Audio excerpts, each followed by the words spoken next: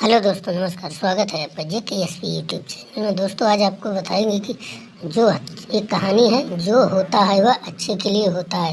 यानी ऊपर वाला जो करता है वो अच्छे के लिए करता है, लेकिन हम लोग विचलित हो जाते हैं। एक ऐसी ही कहानी है।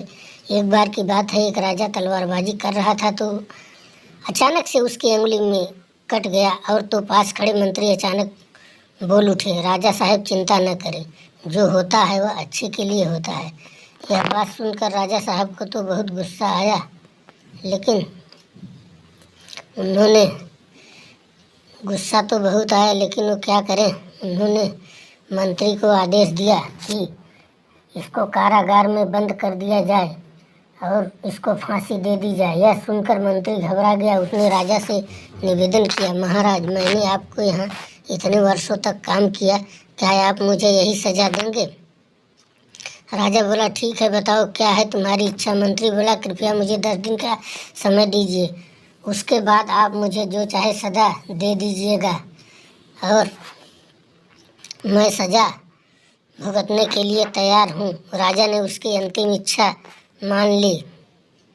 राजा दूसरे दिन अपने सैनिकों के साथ जंगल में शिकार पर निकला। जंगल के बीच में राजा अपने सैनिकों से बिछड़ गए और रास्ता भटक गए। रास्ता ढूंढते ढूंढते राजा वनवासियों के बीच में पहुंच गए, जो बलि देने के लिए किसी आदमी को ढूंढ रहे थे। वनवासियों ने राजा को पकड़ लिया और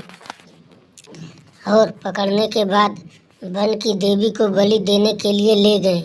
जैसे ही राजा को वन के बलि देने के लिए ले जाते हैं, वहाँ पर सारी तैयारियां पूरी हो गई। जैसे ही राजा को बलि देने के स्थान पर ले जाया गया, वहाँ खड़े बुजुर्ग की नज़र राजा की खंडित अंगुली पर पड़ी। उसने आवाज़ लगाई कि ये तो खंडित है, इसकी बलि नहीं दी जा सकती। तो वनवासियों ने राजा को छोड़ दिया। राजा जैसे तैसे वहाँ से निकला और अपने राज्य पहुँचा।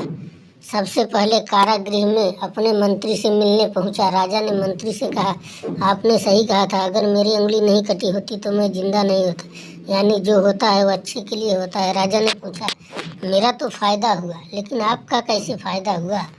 ये बताओ मंत्री, तुम्हारा क्या फ़ायदा हुआ इसमें? मैंने तो तुमको एकदम कठोर सज़ा सुना ही दी थी। इसके बाद जो है मंत्री बोला, मैं आपके साथ शिकार पर हमेशा रहता हूँ, उस दिन भी रहता, लेकिन मेरे खंडित नहीं होने के कारण मेरी बड़ी बलि चढ़ जाती, इसीलिए मेरे साथ भी जो हुआ वो अच्छा हुआ। राजा प्रसन्न हुआ, लेकिन छोटी सी बात पर मंत्री को सज़ा देने का दुख भी हुआ। इसीलिए राजा ने मंत्री को कारागार से निकालकर फिर अपने साथ रख लिया और रखने के बाद दोस्तों देखो, हमारे जीवन में भी बहुत उतार चढ़ाव आते रहते हैं। कभी कभी कुछ चीज़ें मन के मुताबिक नहीं होती, इस कारण से कभी निराश नहीं होना चाहिए। जी हाँ दोस्तों, हमेशा याद रखें, जो होता है अच्छे के लिए होता है। भले ही कुछ अच्छा हो या न हो, लेकिन उस परिस्थिति के प्रति सकारात्मक नज़रिया रखने का प्रभाव बहुत कम हो जाता है।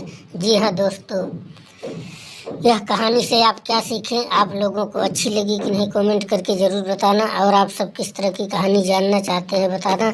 हो सके तो चैनल को सब्सक्राइब ज़रूर करना और इसी तरह की कहानी देखने के लिए अपने दोस्तों के पास शेयर करना। हमें कमेंट